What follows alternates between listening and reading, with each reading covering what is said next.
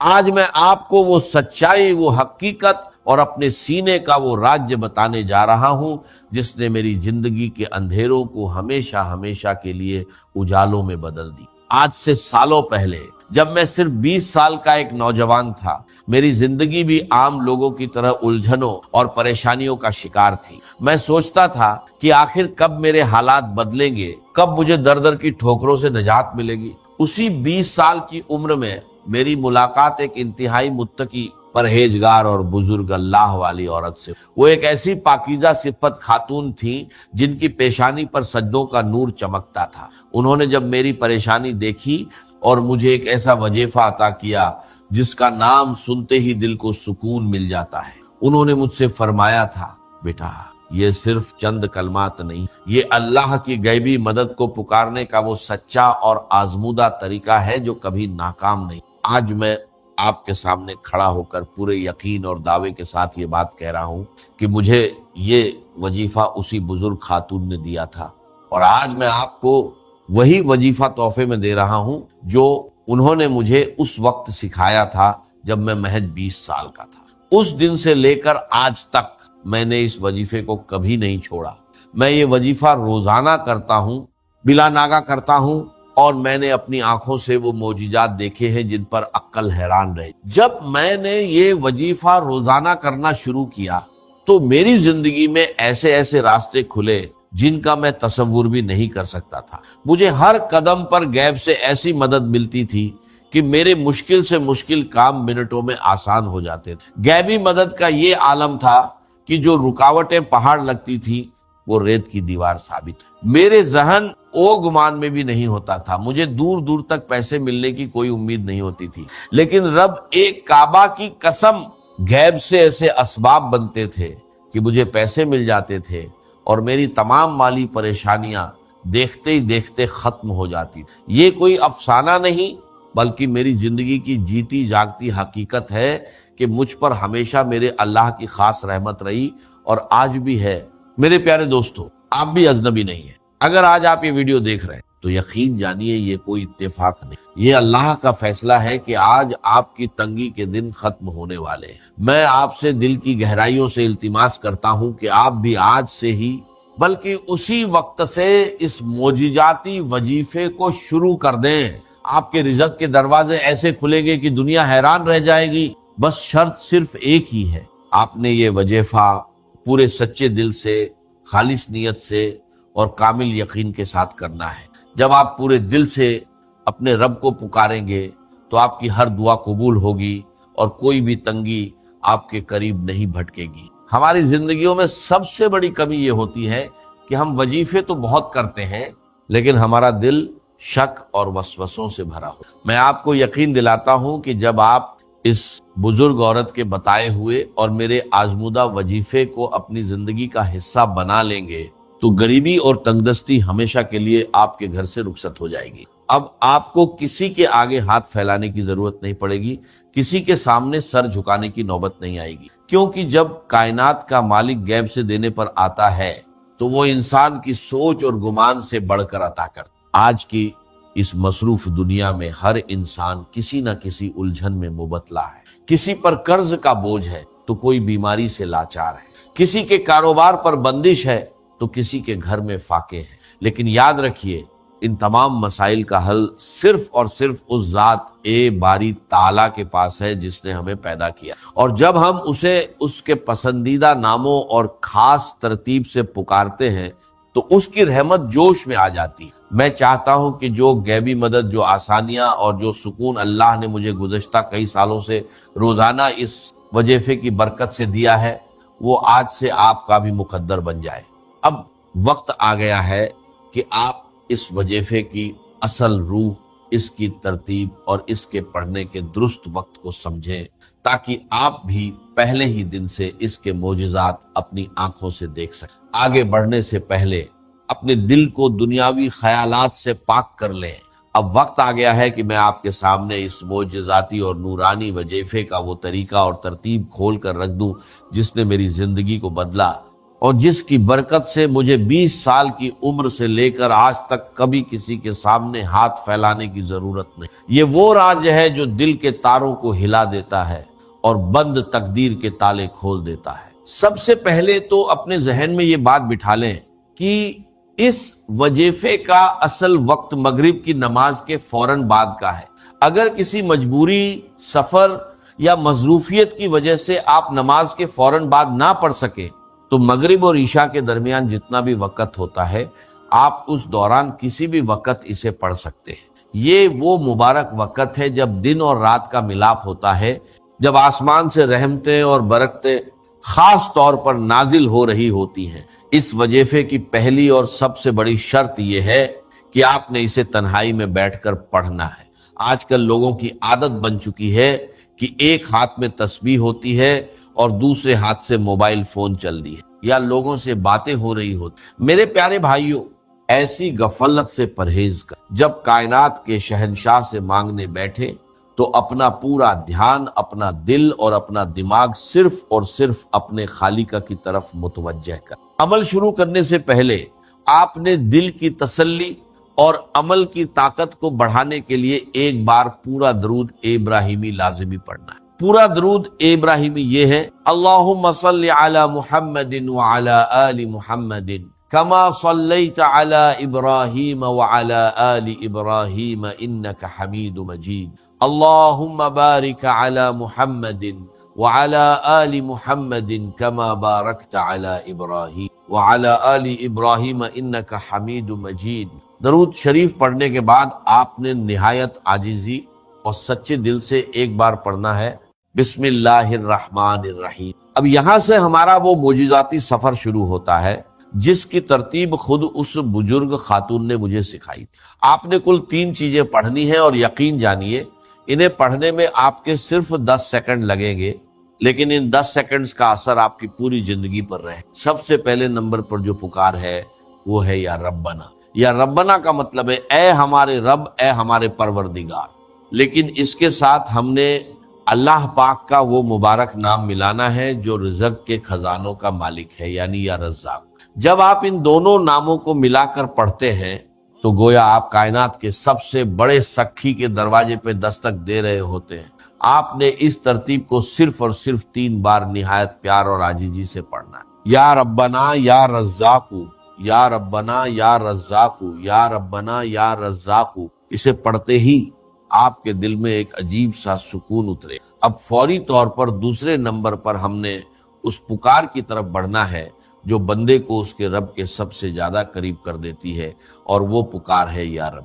میرے دوستو، جب انسان کہتا ہے یا ربنا تو یہ ایک پکار ہے، لیکن جب دل کی اتھاہ گہرائیوں سے نکلتا ہے یا ربی، اے میرے رب، تو بندے اور خدا کا فاصلہ مٹ، آپ اپنے رب کے اتنے قریب ہو جائیں گے کہ کائنات کے فرشتے بھی آپ پر رشک کرنے لگیں۔ اب اس یا ربی کے ساتھ آپ نے وہ جملہ دہرانا ہے جو آپ کی جھولی کو غیبی خزانوں سے بھر دے گا۔ آپ نے اپنے ٹوٹے ہوئے دل اور سچی نیت کے ساتھ 3 بار کہہ: یا ربی میری جھولی بھر دے، یا ربی میری جھولی بھر دے، یا ربی میری جھولی بھر دے۔ سبحان اللہ۔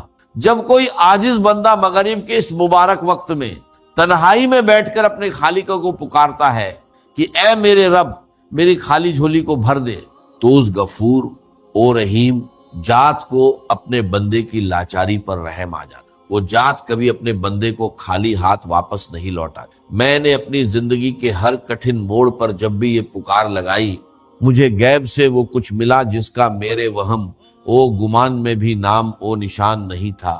یہ وہ نورانی کلمات ہیں جو براہ اے راست عرش اے الہی پر اثر کرتے ہیں اور انسان کی تقدیر کا رخ موڑ دیتے ہیں۔ اب اس کے فوراً بعد ہم اس تیسرے اور آخری معجزاتی کلمے کی طرف بڑھیں گے جو بڑے سے بڑے قرضے، بیماری، بندش اور جادو کا ایک ہی پل میں جڑ سے خاتمہ کر دیتا ہے، جو مشکلات کے سنگلا خط پہاڑوں کو بھی ریت کے ذروں کی طرح اڑا دیتا ہے۔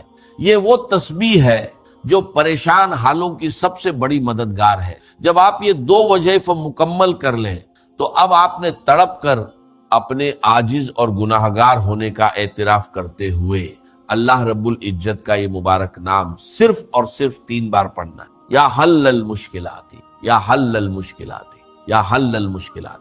اس کا مطلب ہے اے میری تمام مشکلات کو حل کرنے والے رب۔ میرے دوستو، اس ایک نام میں وہ تاثیر پوشیدہ ہے کہ جب کوئی بے بس انسان کائنات کی تمام طاقتوں سے مایوس ہو کر اپنے رب کو یا حل المشکلات کہہ کر پکارتا ہے تو اللہ پاک کی غیرت اور اس کی رحمت کو یہ گوارا نہیں ہوتا کہ وہ اپنے بندے کو خالی ہاتھ لوٹائے۔ جب آپ یہ تینوں چیزیں ترتیب وار 3 بار پڑھ لیں تو اب باری آتی ہے اس دربار اے الہی میں اپنی فریاد پیش کرنے کی، اور یہاں دعا مانگنے کا ایک سچا عاجزانہ اور خاص طریقہ ہے۔ بہت سے لوگ وظیفہ پڑھ کر جلدی میں ہاتھ اٹھاتے ہیں، 2 جملے بولتے ہیں اور اٹھ کھڑے ہوتے ہیں۔ یاد رکھیے، دعا تو روح ہے ہر عبادت کی۔ جب آپ نے یہ عمل مکمل کر لیا تو اپنے دونوں ہاتھوں کو اپنے چہرے کے سامنے پھیلائیں، اپنی آنکھیں بند کریں اور یہ تصور کریں کہ آپ دنیا کے سب سے امیر، سب سے بڑے اور سب سے سخی بادشاہ کے دربار میں بیٹھے ہیں۔ آپ کی جیب خالی ہے، آپ کے جسم پر پریشانیوں کے زخم ہیں، لیکن اس سخی کا دروازہ کھلا ہے۔ سب سے پہلے اپنی زبان سے ایک بار پھر پورا درود ابراہیمی پڑھیں۔ اللہم صلی علی محمد وعلی آل محمد کما صلیت علی ابراہیم وعلی آل ابراہیم انک حمید، اللہم بارک علی محمد وعلی آل محمد کما بارکت علی ابراہیم وعلی آل ابراہیم انک حمید مجید۔ پھر اللہ پاک کی حمد و ثنا بیان کرے، اپنے گناہوں کا اعتراف کرے اور کہے یا الہی میں گناہ گار ہوں، خطا کار ہوں، لیکن تیرے سوا میرا کوئی دوسرا رب نہیں ہے جس کے آگے میں ہاتھ پھیلا سکوں۔ اے میرے رب، میری اس غریبی کو، میری اس تنگی کو اور میری ان پریشانیوں کو دور فرما دے۔ مجھے غیب سے وہ رزق عطا کر جس کا حساب کوئی انسان نہ رکھ سکے۔ میرے دوستو، اپنی زبان میں رو رو کر، گڑ گڑا کر اپنے رب سے مانگے۔ یاد رکھیے، جو آنکھ اپنے رب کے حضور نم ہو جاتی ہے وہ کبھی مایوس نہیں لوٹائی جاتی۔ دعا کے آخر میں ایک بار پھر درود ابراہیمی پڑھ کر اپنے ہاتھوں کو اپنے چہرے پر پھیر لے۔ یہ وہ عمل ہے جو میں نے 20 سال کی عمر سے لے کر آج تک کبھی نہیں چھوڑا۔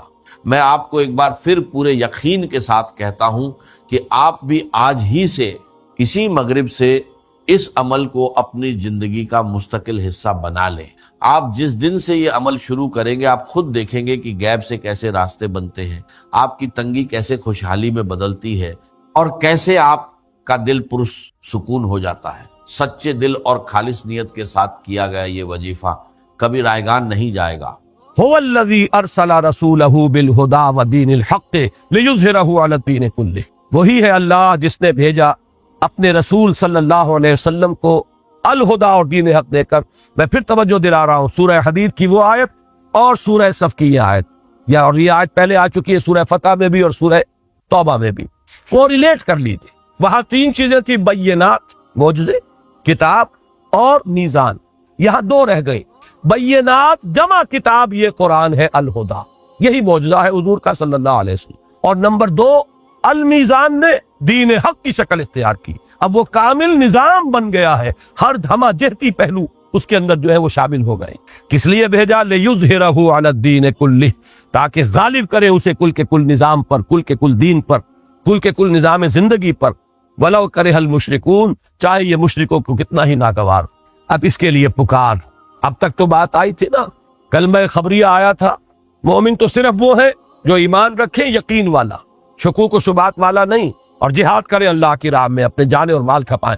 اب یہاں پر وہ آ رہا ہے ایک دعوت اور ایک پکار اور للکار کے انداز میں، یا ایھا الذین آمنوا هل ادلکم علی تجارۃ تنجیکم من عذاب علیم، اہل ایمان کیا تمہاری رہنمائی کی جائے، کیا میں تمہاری رہنمائی کروں ایک ایسی تجارت کی طرف جو تمہیں عذاب علیم سے چھٹکارا دلا دے۔ جہنم سے چھٹکارا پانا چاہتے ہو تو ایک کاروبار کرنا پڑے گا، جس طرح کاروبار میں چھوٹا ہو یا بڑا ہو محنت بھی صرف ہوتی ہے اور پیسہ بھی اگر سرمایہ کم ہے محنت زیادہ ہو جائے گی۔ آپ ایک ٹوکری لے کر پھلوں کی اور پھریں گے سارا دن، 40-50 روپے شام تک لے آئیں گے بچوں کے لیے، سرمایہ کم تھا محنت زیادہ ہے۔ سرمایہ بڑھے گا ریڑھی لگ جائے گی، اب محنت کم ہو گئی، بوجھ اب گردن پر نہیں ہے، اور سرمایہ بڑھے گا کھوکھا لگ جائے گا، اور سرمایہ بڑھے گا بڑی شاندار دکان ہوگی، اور سرمایہ بڑھے گا امپورٹ ایکسپورٹ کا دھندا ہوگا۔ لیکن یہ کہ یہ 2 چیزیں ہمیشہ، سرمایہ اور محنت، وہی سرمایہ اور محنت لگاؤ گے اللہ کے دین کے لیے تو جہنم سے چھٹکارا ملے۔ تجارت تو وہ بھی ہے، تجارت یہ بھی ہے۔ یہاں کی تجارت میں تمہیں کچھ منفعت چاہیے، اور اس تجارت کا فائدہ یہ ہے کہ جہنم سے چھٹکارا پا جاؤ۔ هل ادلکم علی تجارت تنجیکم من عذاب علیم تؤمنون باللہ ورسولہ، ایمان پختہ رکھو اللہ پر اور اس کے رسول پر، وتجاہدون فی سبیل اللہ باموالکم وانفسکم، اور جہاد کرو اللہ کی راہ میں اپنی جانوں کے ساتھ، اپنے اموال کے ساتھ۔ ذالکم خیر لکم ان کنتم تعلمون، یہی تمہارے لیے بہتر ہے اگر تم سمجھو۔ وہ بہتری کیا ہے؟ اب اس کی وضاحت آ رہی ہے۔ یغفر لکم ذنوبکم، تمہاری خطاؤں سے درگزر فرمائے گا۔ وَيُدْخِلْكُمْ جَنَّاتٍ تَجْرِي مِن تحتها الْأَنْهَارُ، ان باغات میں تمہیں داخل کرے گا جن کے نیچے نہریں بہتی ہوں گی۔ وَمَسَاكِنَ طَيِّبَةً فِي جَنَّاتِ عَدْنٍ، ریزیڈینشل گارڈنز میں بڑے عمدہ ریزیڈینسز فراہم کرے گا، بہت عمدہ مسکن، بہت اعلیٰ محل عطا فرمائے گا، اور وہ بھی باغات کے اندر ہوں گے، باغیچوں کے اندر ہوں گے۔ ان تین چیزوں کو آگے فل سٹاپ لگایا، ذالک الفوز العظیم، یہی ہے اصل بڑی کامیابی۔ البتہ اس بریکٹ کے باہر ایک شے اور ہے، وَأُخْرَى، ایک اور شے بھی، تُحِبُّونَهَا، جو تمہیں بہت پسند ہے۔ اس میں بھی ایک تعریض ہے، اللہ کو اس فتح وطا سے کوئی دلچسپی نہیں ہے، اللہ کو تو تمہیں آزمانا ہے۔ تم نے اپنا سب کچھ لگا دیا، تم کامیاب ہو گئے، چاہے وہ انقلاب آئے نہ آئے، چاہے وہ دین قائم ہو نہ ہو، تم کامیاب ہو جاؤ گے اگر تم نے اپنا سب کچھ اس میں کھپا دیا۔ یہ ہے کامیابی اصل، اور اصل کامیابی بندہ مومن کے لیے در حقیقت آخرت کی کامیابی۔ دنیا میں نصرت آئے، فتح آئے، یہ اضافی شے ہے، یہ گویا کہ ایک ثانوی شے ہے۔ اخرى تحبونها، دوسری چیز جو تمہیں پسند ہے وہ کیا ہے؟ نصر من اللہ و فتح قریب۔ اب یہ ظاہر بات ہے کسی خاص وقت پر یہ بشارت دی جا رہی ہے کہ اب اللہ کی طرف سے مدد اور فتح جو ہے قریب ہے، بالکل آیا چاہتی، تمہاری قدم بوسی کرے گی فتح۔ اور اس کے بارے میں جہاں تک سیرت کے مطالعے سے مجھ پر منکشف ہوا وہ یہ ہے کہ یہ غزوہ احزاب کے بعد ہے۔ غزوہ احزاب میں مسلمانوں نے ثبوت دے دیا اپنے صداقت کا، اپنے ایمان صادق کا، اپنی ثابت قدمی کا۔ اس کے بعد حضور نے فرما دیا تھا صلی اللہ علیہ وسلم، اور میرے نزدیک وہ اس حکم کا امتثال امر ہے، وَبَشِّرِ الْمُؤْمِنِينَ، اے نبی اب بشارت دے دیجئے اہل ایمان کو۔ وہ بشارت اس وقت حضور نے ان الفاظ میں دی غزوہ احزاب کے فوراً بعد، لن تغزوکم قریش بعد عامکم ھذا، اے مسلمانوں اب ٹیبلز ٹرن ہو چکی، اب قریش میں جرت نہیں ہے کہ وہ تم پر حملہ آور ہو اس سال کے بعد۔ انیشیٹو ان کے ہاتھ سے نکل گیا۔ وَلَكِنَّكُمْ تَغْزُونَهُمْ، بلکہ اب تم ان کی طرف جو ہے رخ کرو گے، پیش قدمی کرو گے۔ چنانچہ اگلے ہی سال آپ نے وہ سفر کیا عمرے کے لیے، اور جس کے نتیجے میں صلح حدیبیہ ہو گئی، اِنَّا فَتَحْنَا لَكَ فَتْحًا مُبِينًا والی بات ہو گئی۔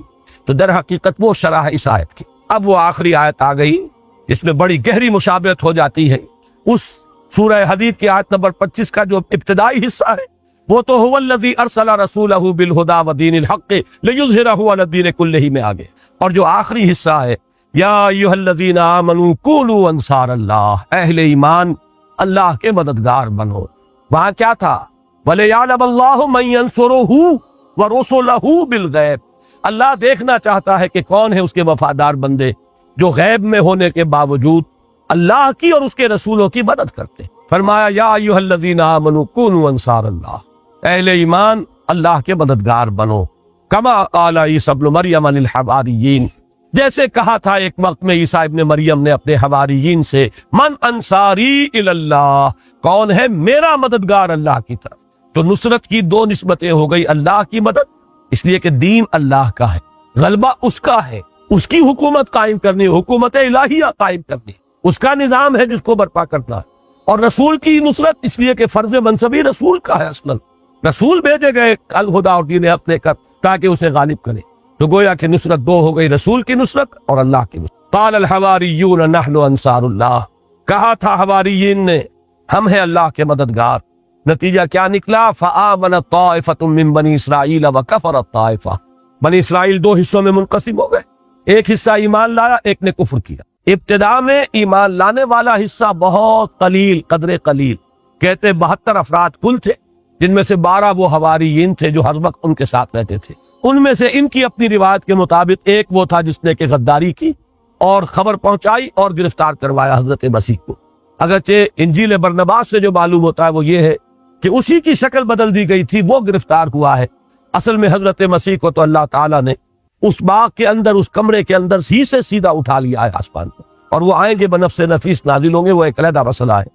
لیکن یہاں تاریخ کا اشارہ کیا گیا ہے کہ ایک گروہ کفر پر اڑ گیا، جنہوں نے حضرت مسیح کو کافر قرار دیا، مرتد، واجب القتل، اور ان کی شان میں گستاخیاں کی، ان کی والدہ ماجدہ حضرت مریم صدیقہ، ان کے اوپر گستاخیاں کی، تہمتیں لگائی، اور ایک وہ تھے جو ایمان لائے۔